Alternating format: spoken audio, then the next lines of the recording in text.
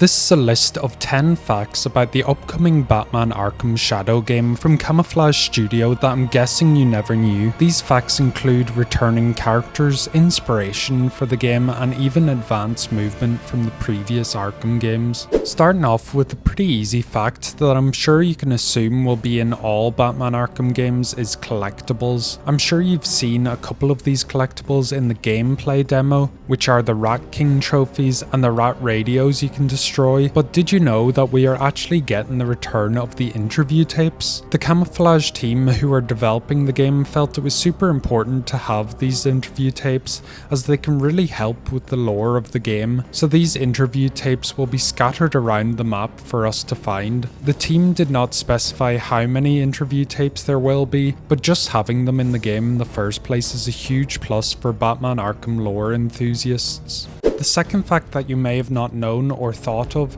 is that there will be a difficulty option, which is really good, as some people like me who have barely touched VR or may have never touched a VR headset before, so being able to pick an easier option is great to have. Ryan Payton, the founder and studio head of Camouflaj Studio, even said that if you are an experienced Batman Arkham player, that he would recommend normal difficulty as it is very different to what we are used to, going from a third-person game to a VR game. I know this would be unlikely to appear, but even to have a higher difficulty option like we had in Batman Arkham Origins, like the I Am the Night mode, which would mean lower health and stronger enemies, but it would be super satisfying to beat and also add to the replayability, so I wonder if this could be something implemented in the future. The third fact is that Batman Arkham Shadow is set 6 months after Batman Arkham Origins and 3 months after Batman Arkham Origins Blackgate.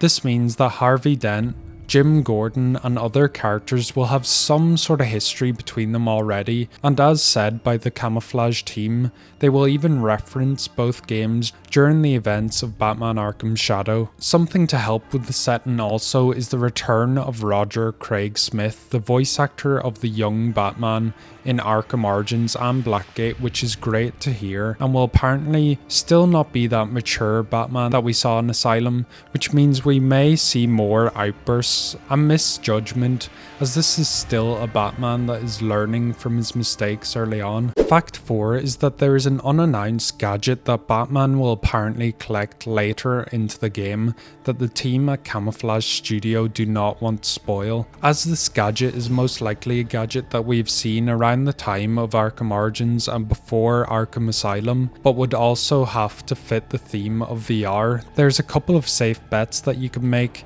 for what the gadget will be. First gadget that comes to mind would be something like a throwable gadget, such as the glue grenade that was used in Arkham Origins, and although it was explained in the DLC Cold Heart that the compound used to make the glue grenades is unstable and faulty, leading it to be unusable, still could mean Batman can make them again for Arkham Shadow. Second gadget that I feel would be most likely could be the line launcher, which appeared to be in very early development as we could find it in the Batcave early on in the events of the main story of Arkham Origins, but was not assembled yet. I feel like this could work in VR quite well, and the movement of the line launcher would not be too jarring for players also. Fact number 5 is something you may not want to hear, but there are no plans to have alternative costumes, which is a huge shame, and yes, we are playing in first person, so we won't see the full suit, but we would still be able to see the arms of the character, so doing something fun like playing as Adam West's Batman in first person would be so cool to see.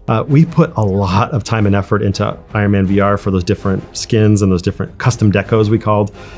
We think they look fantastic, but we noticed that the engagement on them weren't as high as we wanted it to be, and I think it's in large part because most of the time you're spent in first person in VR not looking at your suit, you're looking at the action, you're looking at the environment. Although annoying for some, I personally don't mind it too much as I don't really use alternative costumes anyway, and it kinda makes sense that we can't change costumes as Batman actually uses the gadgets off his body, such as the smoke pelts built into his arms and batarangs located on his chest, which may confuse players that may have forgotten where each gadget is located. For fact number 6, Batman Arkham Shadow was confirmed to be a lot more interactive than the other Batman games, which makes sense with Shadow being a VR game, as explained in the Camouflaj interview, that during the cutscenes, you would be able to interact with other characters, such as a scene early on with Harvey Dent and Jim Gordon, where you would be able to decide if you should shake Harvey's hand or not.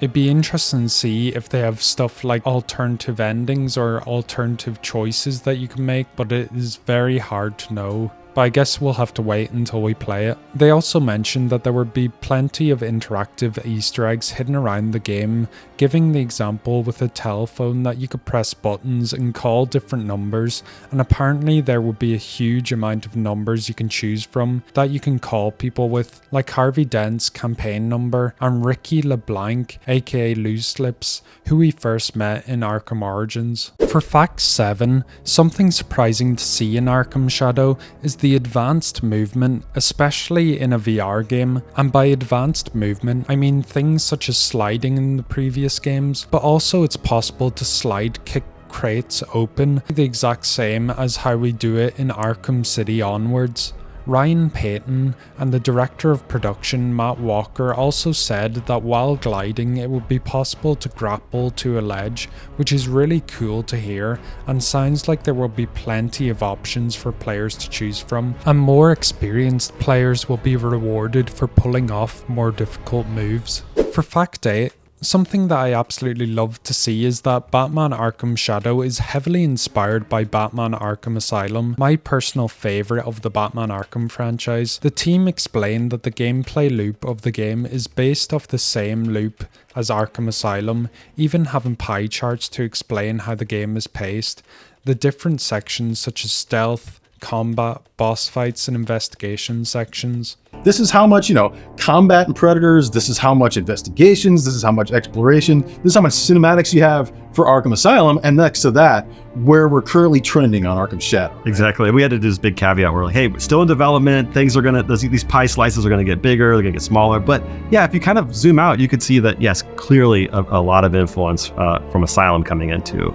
Arkham Shadow. From what I heard, it sounds like a Metroidvania style game where you would have a lot of freedom to go where you want, but will have sections of the map cut off until you unlock certain gadgets to gain access, very similar to Arkham Asylum, with gadgets such as the line launcher and cryptographic sequencer used. They also said that they would not include side missions similar to Arkham Asylum, as they wanted to focus on the main story. For fact 9, there appears to be a heap of characters that we have seen before previously, such as returning characters Scarecrow, Harley Quinn, Barbara Gordon, Jim Gordon, Harvey Dent, Loose Lips, and characters referenced but never seen before, such as the Ventriloquist, which is so cool to finally have him, as he must be a character who has been referenced so many times in the previous Arkham games but still yet to appear. Alfred will also be providing support for Batman, and we can assume that we will see him and Robin during the events of the game in person at some point. For fact number 10, we actually have some secret villains set to appear in the game,